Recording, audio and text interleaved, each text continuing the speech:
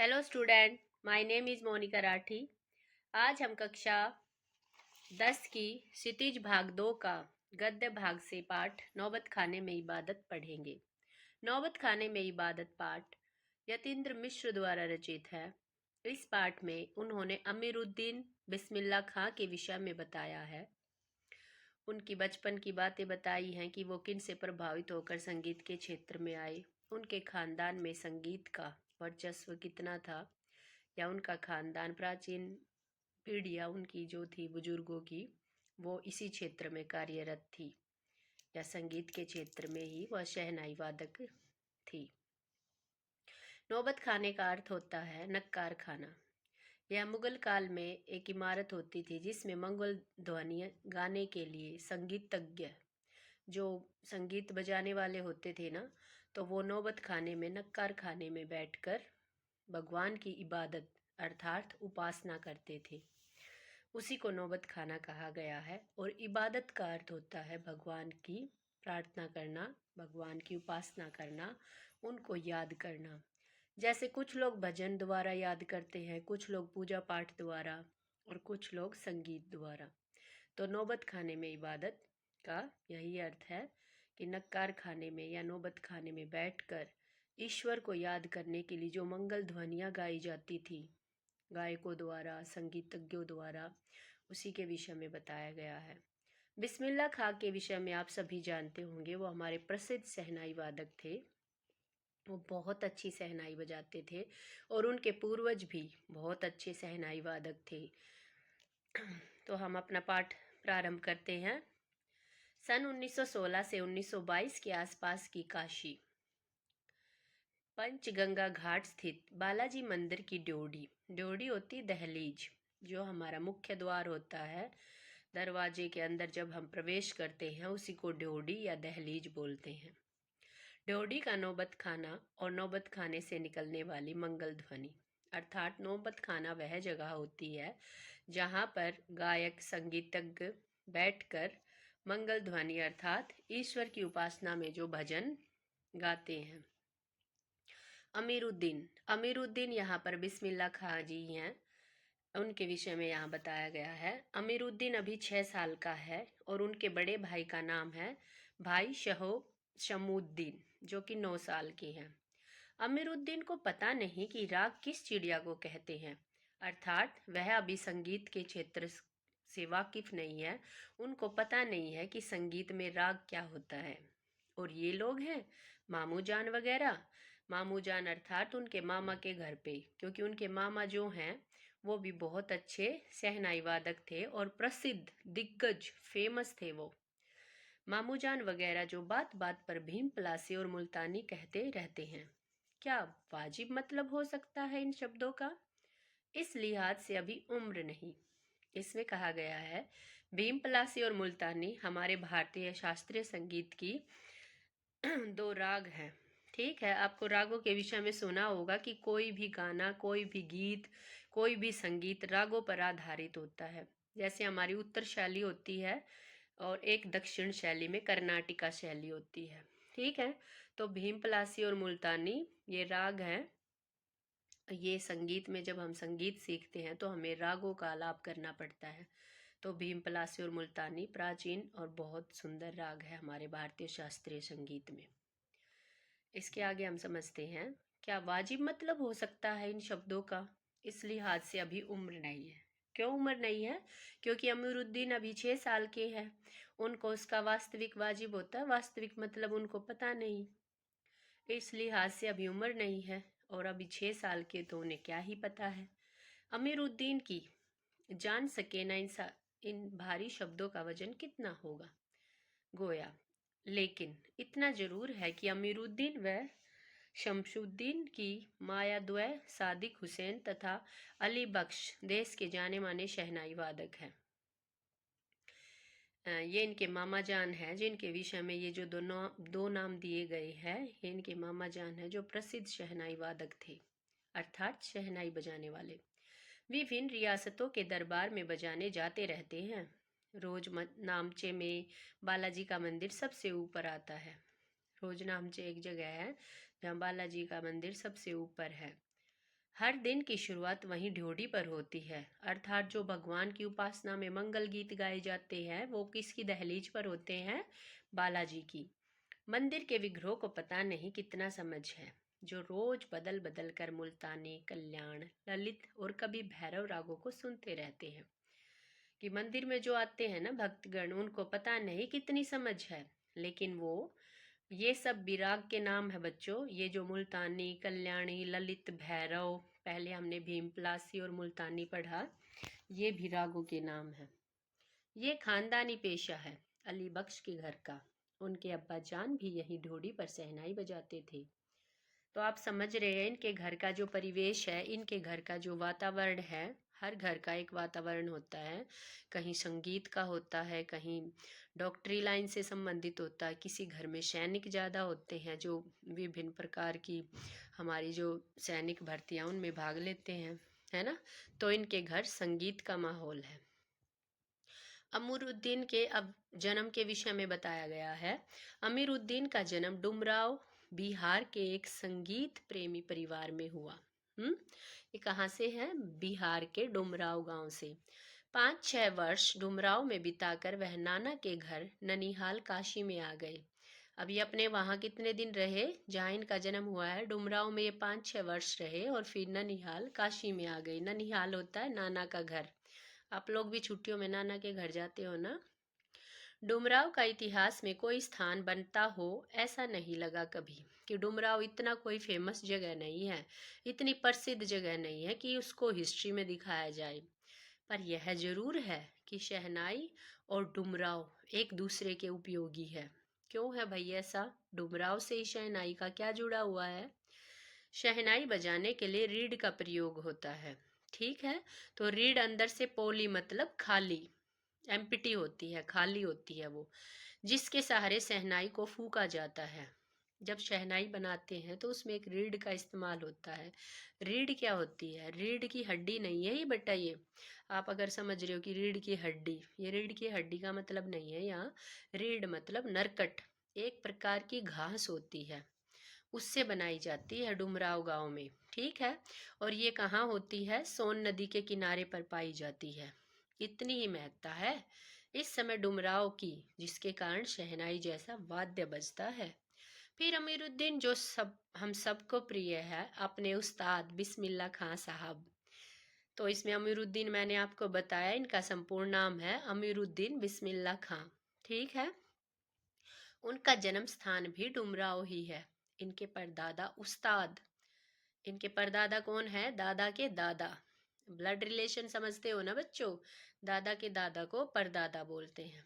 इनके परदादा उस्ताद सलार हुसैन खां डुमराव निवासी थे। बिस्मिल्लाह खां उस्ताद पैगंबर बख्श खां के और मिट्टुन के छोटे साहबजादे हैं। बिस्मिल्लाह खां किसके बच्चे हैं? पैगंबर बख्श खां और मिट्ठन के छोटे सहजाब साहबजादे।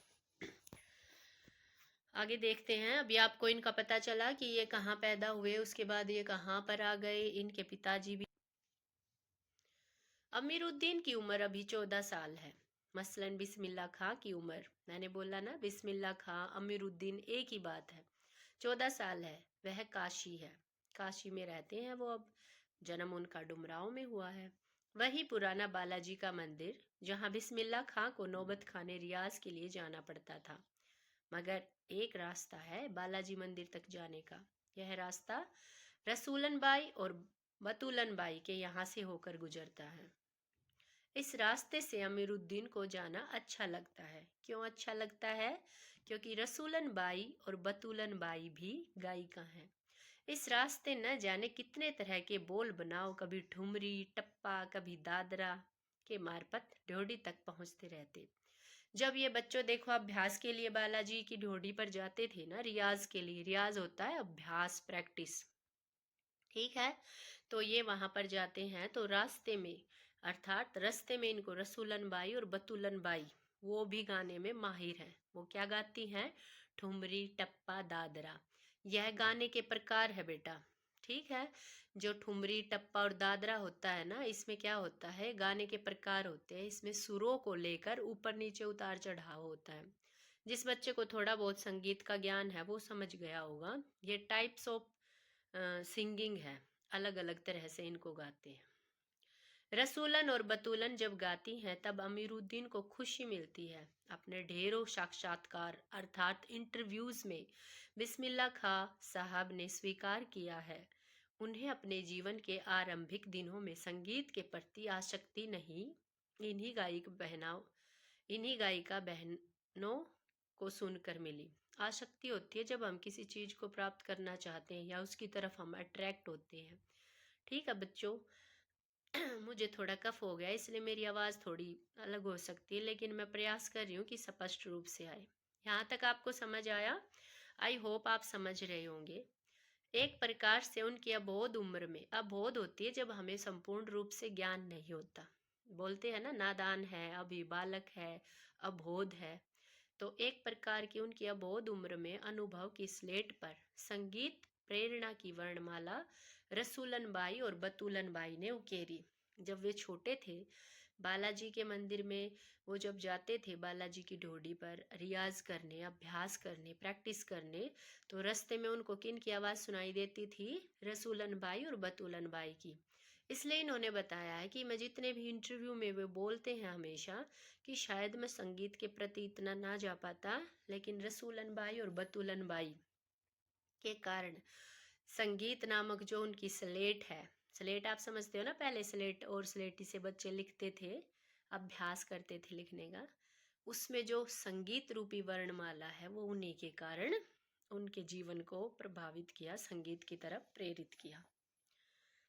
वैदिक इतिहास में, हालांकि इतिहास में हमारे शास्त्रों में शहनाई का कोई उल्लेख नहीं मिलता, वैदिक इतिहास में शहनाई का उल्लेख नहीं मिलता। इसे संगीत शास्त्रगत सुशीर वाद्यों में गिना जाता है।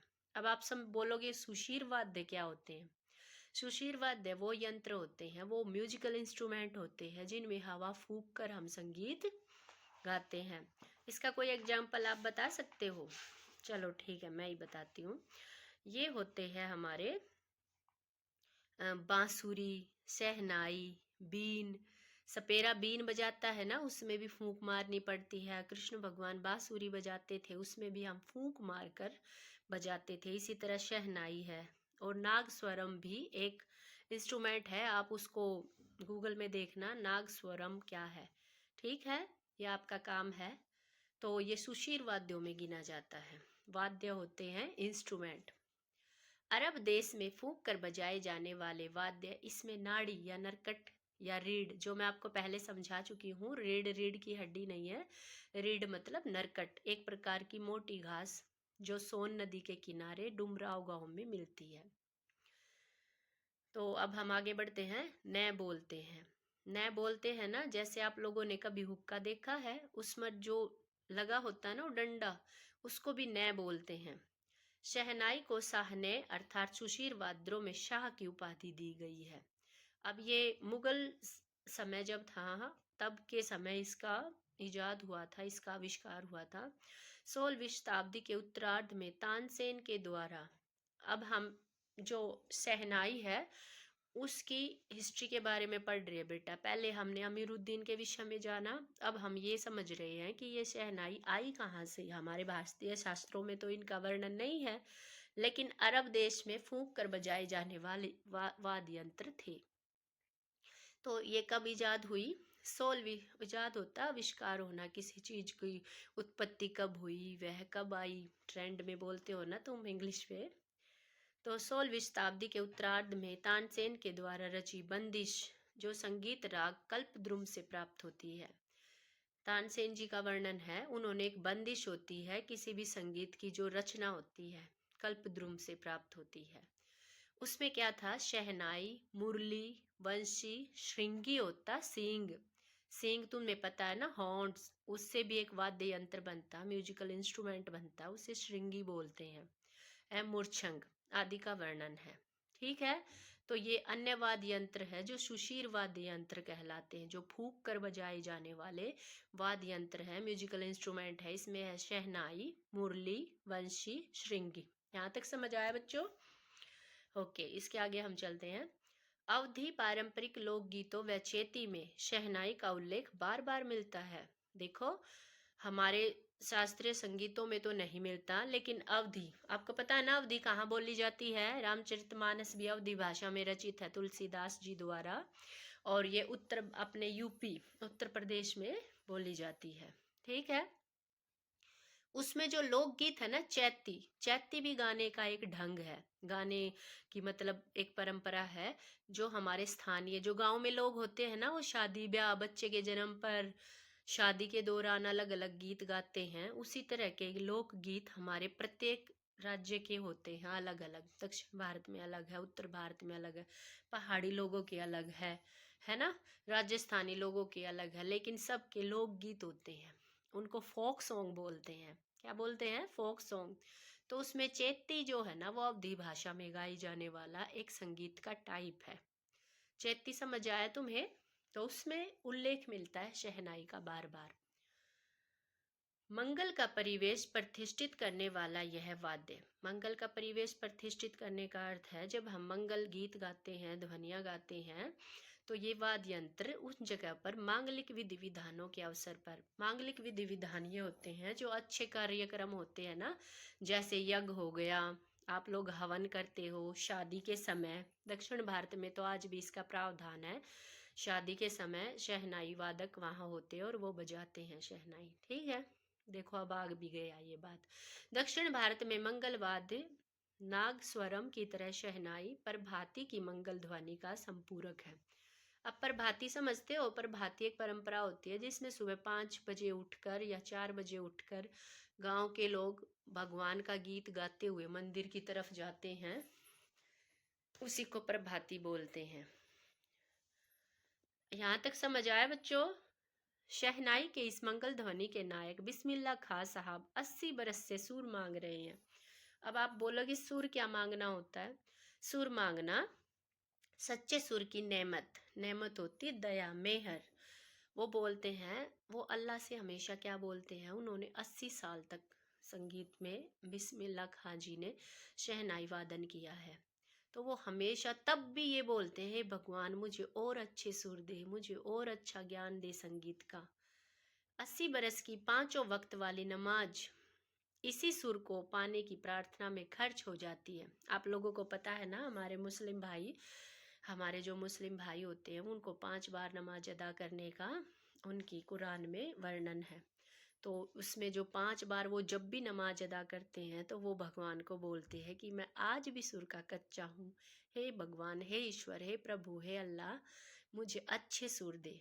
तो इसका मतलब यह है बेटा, उनको इतना अच्छा संगीत आने के बाद भी वो खुद को ऐसा समझते हैं कि उन्हें नहीं आता, तो ये उनका बड़कपन है ना, क्योंकि आजकल तो लोग थोड़ा बहुत गा के ये समझते हैं हमें बहुत कुछ आता है, तो वो सरल स्वभाव के इंसान हैं। इस पाठ के अंदर बीच बीच में उनके व्यक्तित्व की झलक भी दिखाई देती है, तो यहाँ पर उनका असाधारण रूप हमें दिखाई देता है। ठीक है। लाखों सजदे, सजदा होता है ईश्वर के प्रति, हम जब झुककर उनको वो करते हैं ना, नमस्कार, प्रणाम या आदाब, तो लाखों सजदे इसी एक सच्चे सुर की इबादत में खुदा के आगे झुकते हैं। खुदा तुम्हें पता ही है, ईश्वर, प्रभु, भगवान, अल्लाह, सबके नाम अलग अलग है लेकिन सब एक ही होता है बेटा। और इस पाठ को तुम्हें देने का मकसद भी यही है कि हम अच्छे इंसान बने। बिस्मिल्लाह खां जी एक बहुत अच्छे इंसान थे। वे नमाज के बाद सजदे में गिड़गिड़ाते हैं। वो क्या प्रार्थना करते हैं वही यहाँ पर लिखा हुआ है, हम पढ़ते हैं इसको। मेरे मालिक एक सुर बख्श दे, सुर में वह तामीर पैदा कर कि सच्चे मोती की तरह अनगढ़ आंसू निकल आए। उनको यकीन है, उनको यकीन है कभी खुदा यूं ही उन पर मेहरबान होगा और अपनी झोली से सुर का फल निकाल कर उनकी ओर उछालेगा और फिर कहेगा, ले जा मीरुद्दीन, इसको खा ले और कर ले अपनी मुराद पूरी।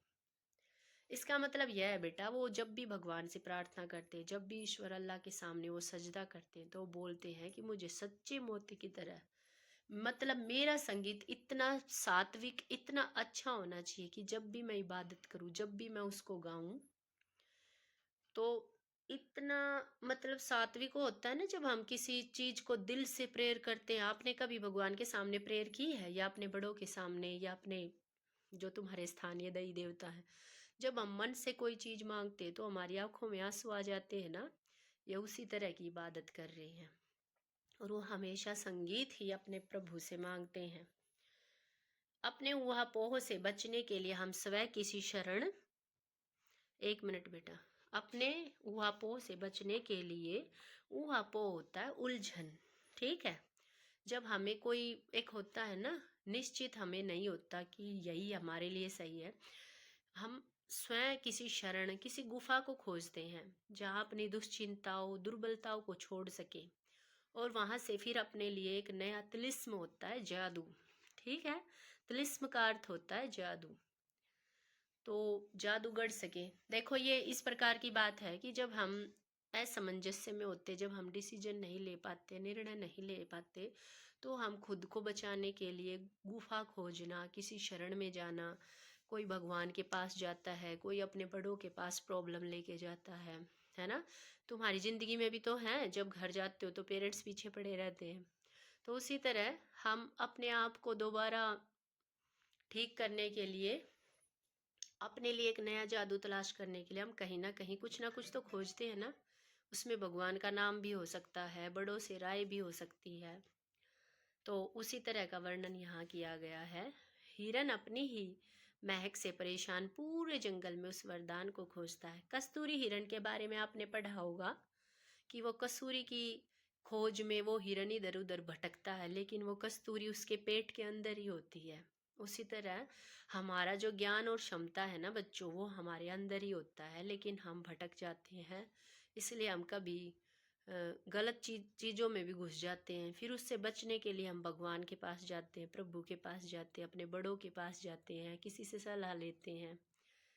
तो उसी तरह का यहाँ पर आपको एक प्रतीक रूप दिखाया गया है, जिसकी गमक उसी में समाई है। उसी तरह तुम्हारी क्षमताएं भी तुम्हारे अंदर है। ये मेरी तरफ से आपको एक पॉइंट है। 80 बरस में बिस्मिल्लाह खां यही सोचते आए हैं कि सातों सुरों को बरतने की तमीज उन्हें सलीके से अभी तक क्यों नहीं आई।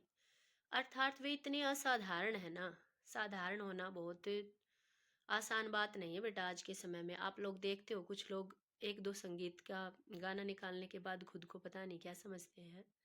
तो बिस्मिल्लाह खां इतने सरल है कि आज भी वो बोलते हैं कि मुझे अच्छे से नहीं आता, प्लीज़ प्रभु, अल्लाह, खुदा, जो भी वो अपनी इबादत के समय नाम लेते होंगे, तो बोलते हैं कि मुझे तमीज उन्हें सलीके से अभी तक क्यों नहीं आई, कि आज भी वो एक कच्चे संगीतज्ञ है, उन्हें अच्छे से संगीत नहीं आता। ये उनका बड़कपन है बेटा। बड़े लोगों की यही खासियत होती है, उनके पास ज्ञान होता है तब भी वो दिखावा नहीं करते, अहंकारी नहीं होते। तो बिस्मिल्लाह खां की जो चरित्र है ना, जब उनकी व्यक्तिगत विशेषताएं पूछी जाएंगी कि उनका कैरेक्टर किस तरह का है, तब इसमें ये पॉइंट आप डाल सकते हो, ठीक है। बिस्मिल्लाह खां और शहनाई के साथ जिस एक मुस्लिम पर्व का नाम जुड़ा है वह मुर्रम है। मुर्रम पता है तुम्हें? मुर्रम के विषय में आप लोग सर्च करेंगे, ओके। मुर्रम एक पर्व होता है, इसमें थोड़ा सा इसका वर्णन किया गया है। मुर्रम का महीना वह होता है जिसमें सिया, तुम्हें पता है सिया और सुन्नी दो तरह के मुसलमानों का वर्णन है। जो सिया हजरत इमाम हुसैन एवं उनके वंशजों के प्रति आज़ादारी, आज़ादारी का अर्थ होता है शोक मनाते हैं। सिया मुसलमान और सुन्नी मुसलमान में करबला का युद्ध हुआ था। आप वहाँ पर जाकर इसको सर्च करना गूगल में, तब आपको पता चलेगा मुहर्रम का पर्व क्यों मनाया जाता है, ठीक है बच्चों। मैं इससे आगे बढ़ती हूँ। पूरे 10 दिनों का शौक होता है, शौक होता है दुख, एक शौक होता है जो हम अपनी हैबिट होती है, किसी को गाना सुनने की, किसी को कुछ खाने की। ये वो वाला शौक नहीं है, ये शौक है, शौक अर्थात दुख। वे बताते हैं कि उनके खानदान का कोई व्यक्ति मुहर्रम के दिनों में न शहनाई बजाता है, न ही किसी संगीत के कार्यक्रम में शिरकत ही करता है। 8वीं तारीख उनके लिए खास महत्व की होती है। इस दिन खां साहब बड़ खड़े होकर शहनाई बजाते हैं। वे दाल मंडी में फातमान के करीब 8 किलोमीटर, ये जगह का नाम है बच्चों, 8 किलोमीटर की दूरी तक पैदल रोते हुए नोहा बजाते जाते हैं। नोहा का मैंने बहुत सर्च किया, मुझे इसमें यह म्यूजिकल इंस्ट्रूमेंट का पता नहीं चला। आप लोग गूगल में सर्च करना या कहीं से इसके बारे में कुछ पता चले तो मुझे कमेंट में ज़रूर लिखना। इस दिन कोई राग नहीं बजता। राग रागनियों की अदायगी का निषेध होता है, प्रोहिबिटेड, किसी चीज़ को मना करना। ठीक है, तो ये लोग 10 दिन का शोक मनाते हैं। उनकी आंखें इमाम हुसैन और उनके परिवार के लोगों की शहादत में नम हो जाती है। शहादत होती है वो उस टाइम, उस युद्ध में क्या होता है ना, उनका परिवार मारा जाता है। तो ये लोग उस दिन मुहर्रम मनाते हैं 10 दिनों तक। उनके जो मतलब सिया मुसलमान जो थे, उनके जो बोलते हैं ना, जिनके प्रति इनकी श्रद्धा थी, वो लोग चले गए थे ना शहादत, तो इसलिए ये लोग मुहर्रम का पर्व मनाते हैं। आज़ादारी होती है शोक में रहना, दुख में रहना। हजारों आंखें नम, और सभी लोग उसमें दुख में शामिल होते हैं, मिलकर रोते हैं। कुछ भी अच्छा कार्य नहीं होता। 1000 बरस की परंपरा पुनर्जीवित। 1000 बरस तुम समझते हो ना, किसी भी परंपरा को बनने में भी बहुत साल लगते हैं और उसको हटने में भी बहुत साल लगते हैं। मुहर्रम संपन्न होता है, एक बड़े कलाकार का सहज मानवीय रूप ऐसे अवसर पर आसानी से दिख जाता है। तो इसको आपका मुहर्रम जो हमारा फेस्टिवल होता है इनका, उसके विषय में तुम्हें पता चला। मुहर्रम के गमजदा माहौल, गमजदा होता है शोक करुणा का जो माहौल होता है, सब रो रहे हैं ना अलग। कभी कभी सुकून के क्षणों में भी वे अपनी जवानी के दिनों को याद करते हैं। अब आपको यहाँ तक पता चला कि अमीरुद्दीन का बचपन कहाँ कटा उन्होंने, फिर वो अपने ननिहाल आ गए 5-6 वर्ष की उम्र में, और अपने मामा के घर उन्होंने शहनाई वादक हो गए, उनके पूर्वज भी शहनाई वादक थे। उसको देखकर फिर उनके संगीत में रसूलन बाई बतूलन बाई का योगदान है। उसके साथ साथ मुहर्रम के विषय में आपको पता चला। अब वो बुजुर्ग हो चुके हैं तो अपने जवानी के दिनों को भी याद करते, क्योंकि उनका बचपन कहाँ बीता था और जवानी काशी में। ठीक है, इससे आगे हम चलते हैं। मुझे उम्मीद है बच्चों आपको यहाँ तक समझ आ रहा होगा। अगर आपको कहीं पर भी कोई प्रॉब्लम हो ना इस पार्ट में, तो आप मुझे कमेंट सेक्शन में ज़रूर लिखना। तो देखो अब यहाँ से पढ़ते हैं हम। वे अपनी जवानी के दिनों को याद करते हैं, वे अपने रियाज को कम, उन दिनों को अपने जुनून को अधिक याद करते। रियाज होता है अभ्यास, बचपन में उन्होंने अभ्यास किया है, लेकिन वो अपने जुनून होता है किसी भी चीज़ को पाने के लिए बिल्कुल तड़प उठना कि यही चाहिए। अपने अब्बाजान और उस्ताद को कम, पक्का महल की कुलसुम हलवाई की चौकड़ी वाली दुकान व गीता बाली और सुलोचना को ज़्यादा याद करते हैं। अब ये अपने जवानी के दिन याद कर रहे हैं, उसमें क्या है, एक तो उनको अपने अब्बा जान और उस्ताद ज़्यादा याद नहीं आते, उस्ताद होते हैं गुरुजी। अब्बा जान तुम्हें पता ही है, पिताजी, पिता, आजकल के बच्चे तो डैड बोलते हैं। पक्का महल की, पक्का महल जगह का नाम है बच्चों। पक्का महल क्या है, महाल है, ये जगह का नाम है। वहाँ पर कुलसुम हलवाइन, हलवाइन का नाम क्या है, हलवाई नहीं है ये, हलवाइन है, औरत बनाती है इसका मतलब। कुलसुम हलवाइन की कचौड़ी वाली दुकान व गीता बाली और सुलोचना। गीता बाली और सुलोचना उस समय पर प्रसिद्ध अभिनेत्रियां थी। अभिनेत्री समझते हो ना, एक्ट्रेस, ओके। कैसे सुलोचना उनकी पसंदीदा हीरोइन रही थी। बड़ी रहस्यमय मुस्कुराहट के साथ गालों पर चमक आ जाती थी। तो इनकी जवानी में इनको क्या पसंद था, कचौड़ियाँ पसंद थी। सुलोचना जो एक्ट्रेस थी उस समय पे, आप लोगों का भी होगा, क्योंकि इस उम्र में किसी का कोई लड़का हो सकता है, कोई हीरो, कोई प्लेयर। तो इनके कौन थी, सुलोचना। किनकी थी, बिस्मिल्लाह खां जी की। खां साहब की अनुभवी आंखें और जल्दी ही खिसक से हंस देने की ईश्वरीय कृपा आज भी बददस्तूर काम कायदे से या तरीके से कायम है, आज तक बनी हुई है। ठीक है, तो इनकी जवानी के विषय में आपको पता चला। इनको कचौड़ियाँ, सुलोचना, ये सब पसंद था खाने में, कचौड़ियाँ। इसी बाल सुलभ हंसी में कई यादें बंद है। वे जब उनका जिक्र करते हैं, जिक्र करना होता है जब उनके बारे में बताते हैं, तब फिर उसी नैसर्गिक होती है आवश्यक आनंद में आंखें, स्वाभाविक या प्राकृतिक होता है बेटा, नैसर्गिक आनंद में आंखें चमक उठती हैं। अमीरुद्दीन अब सिर्फ 4 साल का रहा होगा। अब फिर से इनके बचपन में चले गए हैं, बीच में इनकी जवानी के दिनों के बारे में था, है ना। छुप कर नाना को शहनाई बजाते हुए सुनता था। अब 4 साल के बच्चे को क्या ही समझ होती है, आगे देखते हैं। रियाज के बाद वह अपनी जगह से उठकर चले जाएं, तब जाकर ढेरों छोटी बड़ी शहनाइयों की भीड़ से वे अपने नाना वाली शहनाई ढूंढते थे और एक एक शहनाई को फेंक कर खारिज करता जाता। सोचता, लगता है मीठी वाली शहनाई दादा कहीं और रखते हैं। 4 साल का, इसको ये नहीं पता है कि शहनाई वादक बनने के लिए रियाज से वो इतनी सुंदर बजती है। छोटा बच्चा है, वो समझता है कि जो शहनाई उसके दादा बजाते हैं ना वही मीठी बजती है, बाकी सब तो पागल मतलब बोलते हैं ना कि ये तो अच्छी नहीं है। तो उस तरह का भाव इसके मन में है। तो भी अपना अपना हिंदी का कोई चैप्टर याद है? मीठी सारंगी याद करो। हाँ, मीठी सारंगी में भी तो वो बच्चा ऐसे ही करता है कि सारंगी तो मीठी नहीं है। वो सारंगी को उठा कर लाता है और उसको चाटते हुए बोलता है, लिपिंग करता है उसके साथ, तो वो बोलता है मीठी तो नहीं है। उसी तरह ये भी छोटा सा बच्चा है और ये समझता है कि जो मेरे नाना बजाते थे वो मीठी शहनाई थी और बाकी सब तो है ही नहीं, है ना। तो उस बचपन में छोटी सी शरारत बाल सुलभ हमारी जो किरदाएं होती है उसका वर्णन यहाँ पर है। ओके, आगे पढ़ते हैं। जब मामू अली बख्श जो उस्ताद भी थे, अब इनके उस्ताद का नाम क्या है? मामू अली बख्श। मामू मतलब मामा, अली बख्श मतलब इनका नाम है बेटा ये, ठीक है, इनके मामा जी का नाम है। शहनाई बजाते हुए सम पर आए। सम पता है क्या होता है? जब संगीत में 7 सुर होते हैं ना, सा रे गा मा पा धा नी सा। मैं ज़्यादा अच्छा नहीं गा रही, मुझे आता भी नहीं है। तो सम पे होता है तो रुकना होता है। जब बच्चे को संगीत सिखाया जाता है ना तो सम पे रुकना आना चाहिए। ये उस सम का मतलब यहाँ पर ये है। सम का मतलब यहाँ जमा करने से नहीं है। तब धड़ से एक पत्थर जमीन पर मारता था। ठीक है, जब वो छोटा था। सम पर आने की तमीज उन्हें बचपन में ही आ गई थी, मगर बच्चे को यह नहीं मालूम था कि दाद वाह करके दी जाती है, सिर हिलाकर दी जाती है, पत्थर पटक कर नहीं। तो ये बचपन में क्या करता था, अच्छा होता था तो ये पत्थर पटकता था, लेकिन हम जब कुछ अच्छा सुनते हैं तो क्या बोलते हैं, अरे वाह मजा आ गया, बहुत अच्छा है। और बचपन के समय फिल्मों के बुखार के बारे में तो पूछना ही क्या। उस समय 3rd क्लास के लिए 6 पैसे का टिकट मिलता था।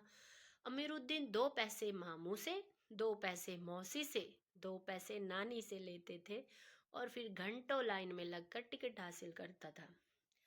तो इनको फिल्म का बहुत शौक था और इनकी फेवरेट हीरोइन कौन सी थी? सुलोचना।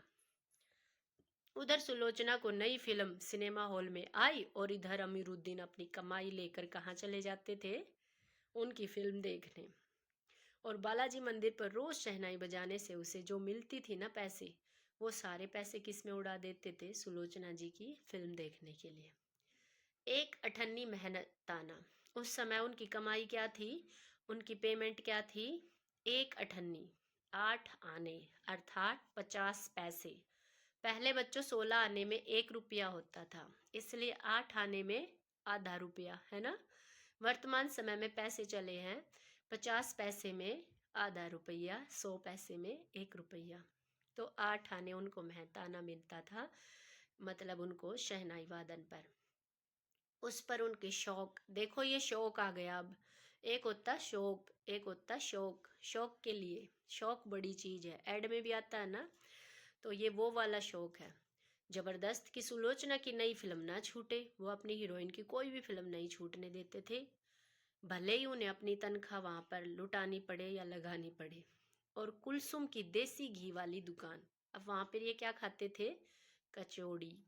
वहाँ की संगीतमय कचौड़ी। अब कचौड़ी संगीत थोड़ी ना करती है। संगीत अर्थात जब वो कचौड़ियाँ गरम गरम तेल में जाती हैं तो एक साउंड निकालती है ना, चट चट चट चट का, तो वही उसको संगीत जैसा लगता है, इसलिए कचौड़ियों को संगीत में बोला गया है।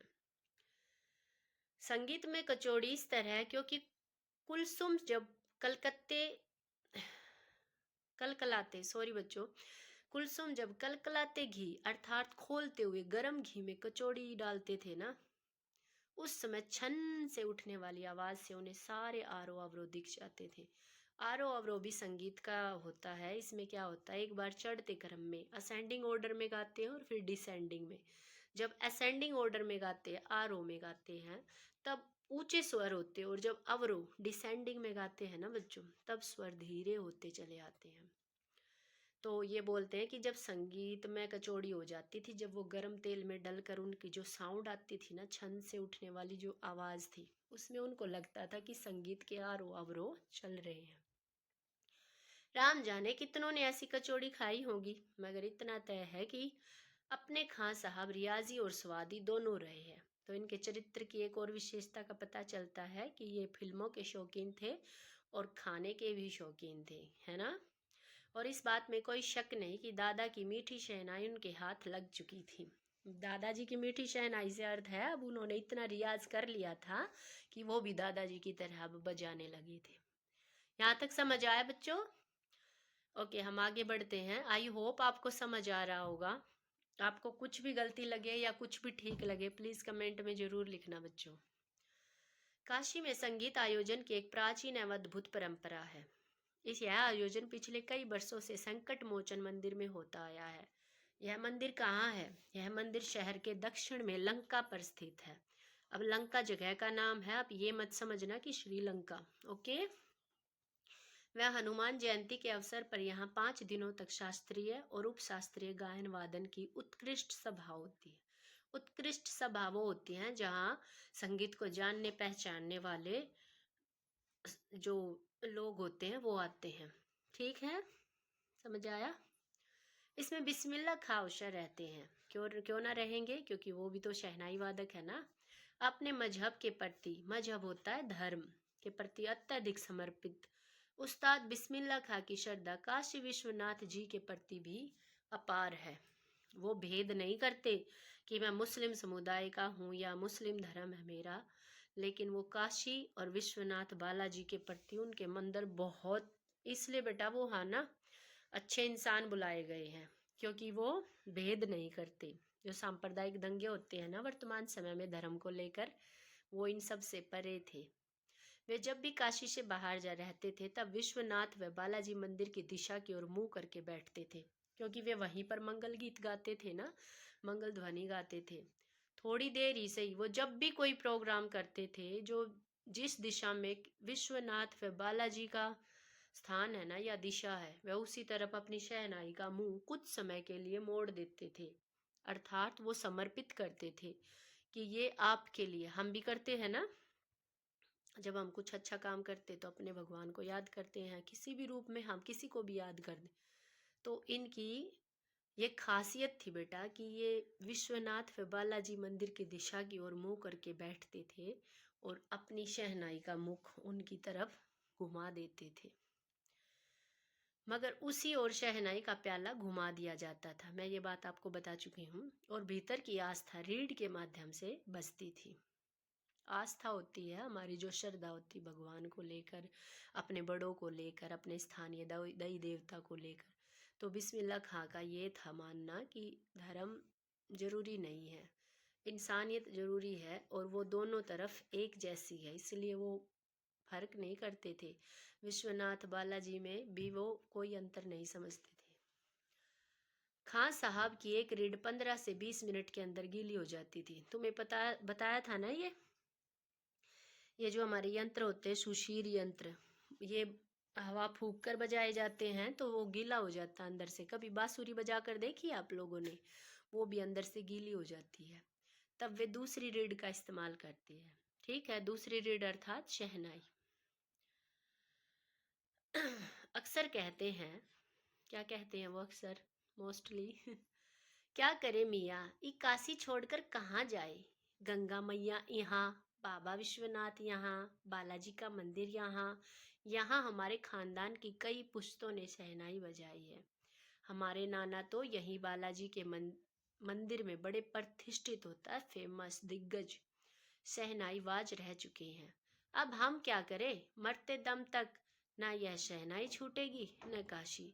जिस जमीन में हमें तालीम दी है, तालीम होती है बेटा शिक्षा, ज्ञान, एजुकेशन जिसको तुम बोलते हो, जहाँ से अदब पाई वो कहाँ और मिलेगी। शहनाई और काशी से बढ़कर कोई जन्नत नहीं है इस धरती पर हमारे लिए।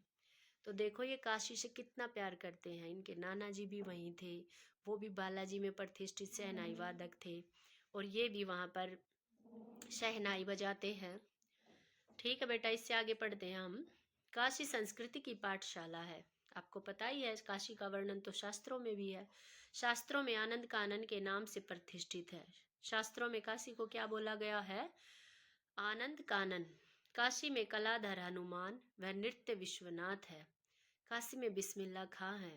काशी में हजारों लोगों का इतिहास है, जिसमें पंडित, कंठे महाराज, विद्याधरी, बड़े रामदास जी, मौजनुद्दीन खान व उनके रसिकों से उपकृत होने वाला अपार जन समूह है। तो काशी में क्या क्या है तुम्हें पता ही है। काशी जो नगरी है, प्राचीन नगरी है, और इसमें बड़े बड़े तुम्हें महाराज, विद्याधर, विद्या को धारण करने वाले पंडित सब मिल जाएंगे, है ना। यह एक अलग काशी है, जिसकी अलग तहजीब होती है, तमीज तहजीब। अपनी बोली और अपने विशिष्ट लोग हैं। इनके अपने उत्सव हैं। उत्सव होते फेस्टिवल। अपना गम है, दुख है जो। अपना सहरा बनना और अपना नोहा है। अपने यहाँ संगीत को भक्ति से, भक्ति को किसी धर्म से, कलाकार से, कजरी और चैती से, विश्वनाथ को विक्षालासी से, बिस्मिल्लाह खां को गंगा द्वार से अलग करके नहीं देख सकते। तो काशी के विषय में बताया गया है कि काशी सभी को अपनाती है। इसमें किसी के लिए भी, अर्थात बच्चों इसमें बताया गया है जो काशी है वो सभी को अपना लेती है। ठीक है, तो आगे बढ़ते हैं हम। अक्सर समारोह व उत्सवों में दुनिया कहती है ये बिस्मिल्लाह खां है।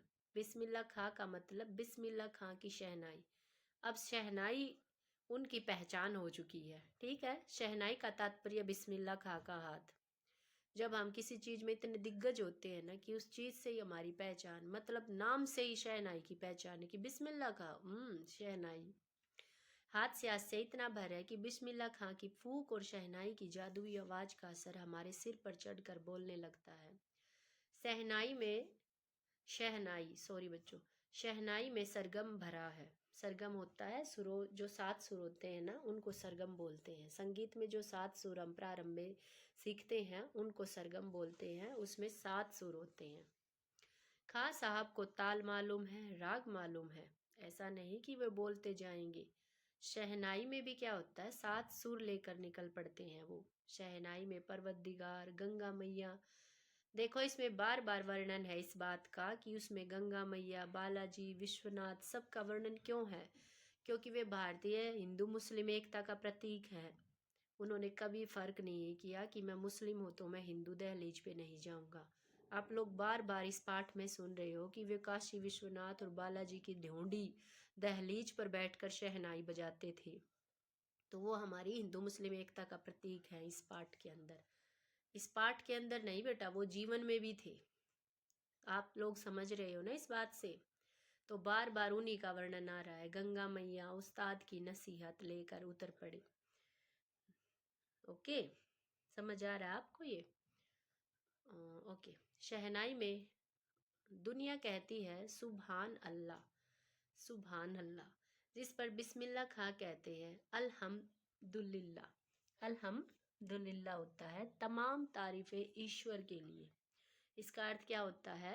अल्हम्दुलिल्लाह, तमाम तारीफें भगवान के लिए। अर्थात तुम जो भी मेरी प्रेयर कर रहे हो, मुझे प्रेज कर रहे हो, मेरी तारीफ कर रहे हो, वो सब ईश्वर के लिए। क्योंकि वो खुद को क्या समझते थे कि भगवान, प्रभु, अल्लाह, ईश्वर ने उन्हें इस काबिल बनाया है।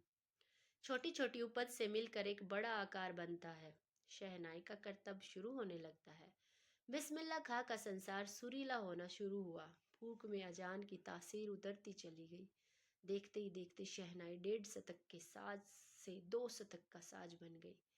शतक तुम्हें पता है? साजों की कतार में सरताज हो गई। इसमें इनकी जो वादन शैली है उसका वर्णन किया गया है बहुत अच्छे तरीके से। अमीरुद्दीन की शहनाई गूंज उठी। उस फकीर की दुआ लगी जिसने अमीरुद्दीन से कहा था बजा बजा। इसमें जो ये गाते हैं ना बेटा, इसमें मतलब अपनी जो शहनाई का वादन करते हैं उसकी प्रशंसा की गई है। किसी दिन एक शिष्य ने डरते डरते, अब देखो इनके जो साधारण स्वभाव है ना, इनका सरल सीधे थे ये स्वभाव से बिल्कुल। जिस प्रकार अपने एपीजे अब्दुल कलाम जी थे ना, वो इतने बड़े पद पर होने के बाद भी बहुत सीधे सरल और सटीक थे अपने जीवन में। सादा जीवन उच्च विचार, वैसे ही हमारे बिस्मिल्लाह खां भी हैं। एक दिन किसी शिष्य ने उनके जो स्टूडेंट थे डरते डरते खां को टोका। खां साहब को, बाबा आप यह क्या करते हैं? इतनी प्रतिष्ठा है आपकी, अर्थात आप इतने फेमस हो, अब तो आपको भारत रत्न भी मिल चुका है। आप समझ रहे हो ना कि वो शहनाई वादक में इतने उच्च शिखर पर थे, इतनी ऊंचाइयों पर थे, इतनी बुलंदी पर थे कि उनको भारत रत्न भी मिला। तो वो लड़की बोलती है, ये फटी तहमद न पहना करे। तहमद तुम्हें पता है ना, जिसको तुम लुंगी बोलते हैं ना दक्षिण भारत में, उसको उत्तर भारत में भी गर्मियों के दिनों में जेंट्स लोग बांधते हैं। तो एक शिष्य बोलती है, ये फटा हुआ तहमद क्यों पहन रखा आपने? अच्छा नहीं लगता? जब भी कोई आता है आप इसी फटी तहमद से सबको मिलते हैं। तो इस पर बिस्मिल्लाह खां मुस्कुराते हैं। लाड होता है प्यार, ऐसे नहीं बोलते लाड प्यार ने बिगाड़ रखा है। तो लाड का अर्थ होता है प्यार।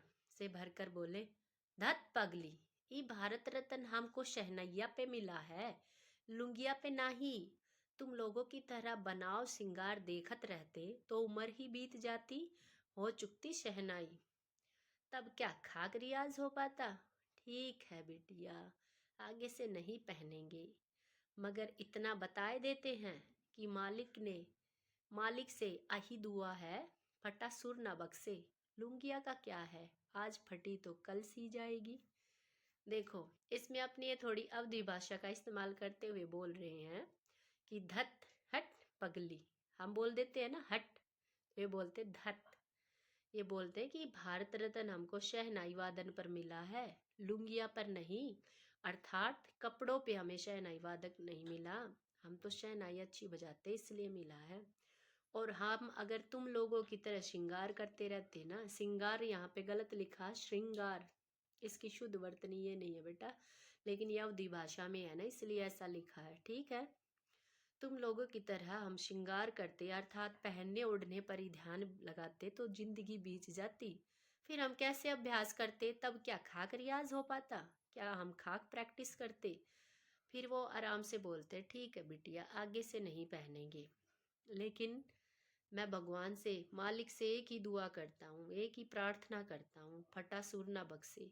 वो पता है यहाँ क्या कहना चाहते हैं? वो ये कहना चाहते हैं कि मेरी पहचान मेरे संगीत से है, वो कभी फटा हुआ नहीं होना चाहिए, अर्थात वो इतना ही मधुर होना चाहिए। लुंगिया का क्या है, आज फटी तो कल सी जाएगी, कि कपड़े का क्या है, कपड़ा तो आज फटा कल नया ले लेंगे, लेकिन अगर एक बार संगीत में सुर खराब हो जाए फिर उसका कोई वो नहीं होता ना, कुछ कर नहीं सकते। तो इसलिए वो बोलते हैं कि भगवान अल्लाह मालिक से यही दुआ है कि फटा सुर ना बख्शे। लुंगिया का क्या है, अर्थात कपड़ों साज सजावट का कुछ नहीं है, वो तो हम कल भी कर सकते हैं। समझ आए? यहाँ पे ये तुम्हारा क्वेश्चन भी बनेगा और ये इम्पोर्टेंट है, यहाँ से मार्क कर लेना तुम लोग। अब इसके आगे देखते हैं। सन 2000 की बात है, पक्का महाल काशी विश्वनाथ से लगा हुआ अधिकतम इलाका, कौन सी जगह है ये? काशी के पास पक्का महाल से मलाई बर्फ बेचने वाले जा चुके हैं। अब ये काशी में जो बदलाव हुए हैं ना, उनके विषय में बता रहे हैं कि इनको वो पसंद नहीं आ रहे। जिस तरह हम अपने बचपन की कुछ बातें याद करके बोलते, अरे यार अब वैसा बचपन नहीं रहा, अरे यार हम गिल्ली डंडा खेलते थे, हम ये करते थे, हम टायर चलाते थे, लेकिन आजकल ऐसा नहीं है। तो खां साहब भी काशी में जो तब्दीलियाँ हुई है उसके विषय में बात कर रहे हैं, इसके बारे में हम पढ़ेंगे। खां साहब को इसकी कमी खलती है। अब देसी घी में वह बात कहाँ, कहाँ वह कचौड़ी जलेबी, कि आजकल जो मिठाइयों में मिलावट आ गई है, अब वो जलेबी और कचौड़ियाँ नहीं बनती। खां साहब को बड़ी शिद्दत से कमी खलती है। ए अब संगतियों के लिए गायकों के मन में कोई आदर नहीं रहा। तुम्हें भी पता है कि जो वर्तमान समय में अच्छे गाने गाते हैं, या लता मंगेशकर जी जैसे जो संगीतकार हैं, उनको उतने आदर के साथ नहीं देखा जाता। खां साहब अफसोस जताते हैं, उन्हें बहुत दुख होता है, जताना होता है, प्रकट करना। अब घंटों रियाज को कौन पूछता है? हैरान है बिस्मिल्लाह खां, कहाँ है वह कजली चेती और अदब का नमाज। तो इस पर उन्होंने, तो अब घंटों रियाज को कौन पूछता है, अर्थात अब अच्छे गायकों की, वादकों की वो इज्जत नहीं रही।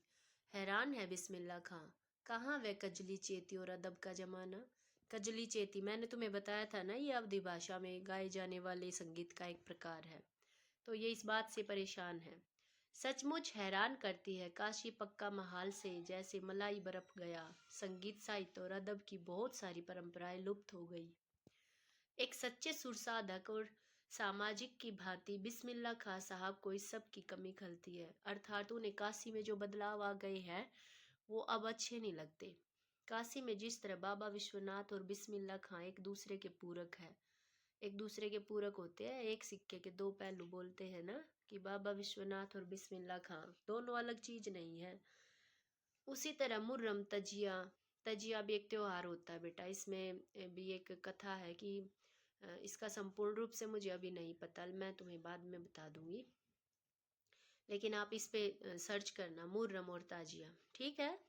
और होली अबीर, गुलाल की गंगा, जमुनी संस्कृति की एक दूसरे के पूरक रहे हैं। तुम्हें पता ही है हमारे यूपी में प्राचीन समय से, मुगल काल से ही गंगा जमुनी सभ्यता पुकारा जाता है ना। गंगा जमुनी सभ्यता का अर्थ होता है हिंदू मुस्लिम एकता का प्रतीक। जैसे गंगा के किनारे बसे हुए काशी में लोग अपना प्रयागराज में, और हमारे जो मुगल थे वो यमुना नदी के किनारे बसे थे, है ना। तो गंगा जमुनी सभ्यता इसको बोला जाता है। आप लोगों ने कभी बड़ों से सुना भी होगा। अभी जल्दी ही बहुत कुछ इतिहास बन चुका है, अभी आगे बहुत कुछ इतिहास बन जाएगा। फिर भी कुछ बचा है जो सिर्फ काशी में है। अर्थात काशी ऐसी जगह है जो सबको जगह देती है, जो भेद नहीं करती, है ना।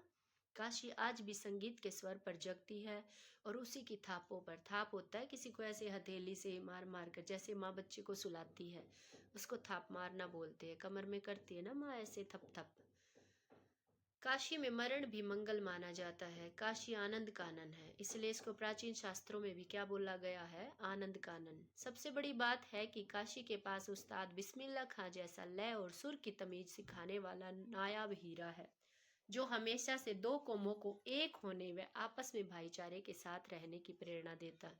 इसको बच्चों अंडरलाइन कर लेना, ये बहुत इंपॉर्टेंट बात है। जिस तरह काशी कोई भेदभाव नहीं करती, उस तरह बिस्मिल्लाह खां जैसे लोग भी वर्तमान समय में दिखाई नहीं देते। ये हमारे हिंदू मुस्लिम एकता का प्रतीक है, इसलिए बार बार इस बात को बोला गया। और ये लाइन अंडरलाइन कर लेना जो मैं दोबारा बोल रही हूँ। सबसे बड़ी बात है कि काशी के पास उस्ताद बिस्मिल्लाह खां जैसा लय और सुर की तमीज रखने वाला नायाब हीरा रहा है, जो हमेशा से दो कौमों अर्थात हिंदू मुस्लिम को एक होने व आपस में भाईचारे के साथ रहने की प्रेरणा देता रहा है। भारत रत्न से लेकर इस देश के ढेरों विश्वविद्यालयों में मानद उपाधियों से अलंकृत उनको बहुत सारी उपाधियां दी गई है। संगीत नाटक अकादमी पुरस्कार दिया है, पद्म विभूषण मिला है, भारत रत्न मिला है। तो उनकी उपाधियों से आप मान सकते हो, जान सकते हो किस तरह के, किस श्रेणी के आदमी रहे होंगे, है ना। बल्कि अपने अजय संगीत यात्रा के लिए बिस्मिल्लाह खां भविष्य में हमेशा संगीत के नायक बने रहेंगे। 90 वर्ष की भरी पूरी आयु में कितने साल के वो गुजरे, उनकी डेथ, उनकी मृत्यु कब हुई, 21 अगस्त 2006 को। संगीत रसिकों की हार्दिक सभा से, रसिक होते हैं जो संगीत का रस लेते हैं, जिनको संगीत वास्तविक रूप में पसंद होता है। आजकल जो गाने चल रहे हैं वो संगीत का असल रूप नहीं है बच्चों। संगीत का असल रूप हमारे प्राचीन गानों में, हमारे जो राग होते हैं उनमें दिखाई देता है ना। तो उनकी मृत्यु कब हुई, 21 अगस्त 2006 को। खान साहब की सबसे बड़ी देन हमें यही है, पूरे 80 बरस, 80 होता है 80, 80, उन्होंने संगीत को संपूर्णता एवं एक अधिकार से सिखाने की जिजीविषा को अपने भीतर जिंदा रखा। जिजीविषा होता है जीने की इच्छा, कि भले ही वो 90 की उम्र में विदा हो गए, वो रुखसत हो गए, गुजर गए, उनकी मृत्यु हो गई, लेकिन लास्ट तक, अंतिम समय तक, 80 बरस की उम्र तक वो संगीत में शहनाई वादक रहे, और वो हमारी हिंदू मुस्लिम एकता का प्रतीक है। तो तुम्हें ये चैप्टर मुझे लगता है बच्चों समझ आया होगा। अगर तुम्हें कोई भी प्रॉब्लम है, या अगर आपको मेरा कंटेंट अच्छा लगा है, तो आप अपना 10th क्लास का कोई और चैप्टर मुझे सजेस्ट कर सकते हैं, जिसके लिए मैं वीडियो बनाऊं। और आपको अगर वीडियो पसंद आई तो बच्चों लाइक शेयर सब्सक्राइब जरूर करना। पाठ की एक भूमिका, छोटी सी समरी मैं तुम्हें फिर से बता देती हूँ। इसमें बिस्मिल्लाह खां के विषय में बताया गया है कि वो कहाँ पर डुमराव गांव में पैदा हुए। 5-6 वर्ष की आयु में वो काशी अपने नाना के घर आ गए। उनके मामू जान भी एक प्रसिद्ध शहनाई वादक थे। उसके साथ फिर तुम्हें शहनाई के विषय में बताया गया है कि 16वीं सदी में इसका इजाद हुई और इसको डुमराव गांव में सोन नदी के किनारे नरकट रीढ़ से बनाया जाता है। उसके बाद तुम्हें इनके जवानी के दिनों के बारे में पता चला कि ये किस तरह के थे, फिल्मों का शौक रखते थे, कचौड़ी जलेबी खाने का शौक रखते थे। उसके साथ साथ तुम्हें पता चला हिंदू मुस्लिम एकता का प्रतीक थे बिस्मिल्लाह खां जी। इतने सारे रत्न और सम्मान मिलने के बाद भी वो अपने जीवन में सादा जीवन उच्च विचार रखते थे और वो साधारण तरीके से ही रहते थे। आजकल के बच्चों की तरह नहीं कि थोड़ा सा फेमस हो जाए और सेलिब्रिटी बन के इधर उधर घूमे। तो उनसे हमें बहुत कुछ सीखने को मिलता है और सबसे ज़्यादा हमें सीखने को मिलता है कि वो संगीत को साधना की तरह मानते थे। संगीत को पैसे कमाने का साधन वो नहीं मानते थे, है ना। तो उनके चरित्र की कितनी विशेषताएं हमें प्राप्त हुई, कितना हमें ज्ञान मिला, हम अपने जीवन में भी उनको उतार सकते हैं।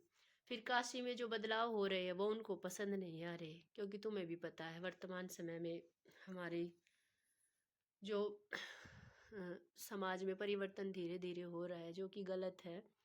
इसलिए शायद बच्चों आपको एज ए स्टूडेंट ये पाठ दिया गया है जिससे आप लोग ये समझे कि इंसानियत सबसे बड़ी होती है। और बिस्मिल्लाह खां जी भी हमें यही समझाते हैं। आई होप आपको ये पाठ अब समझ आया होगा। अगर इसमें कोई भी तुम्हें ये लग रहा है कि यहाँ से समझ नहीं आया, मुझे कमेंट ज़रूर करना।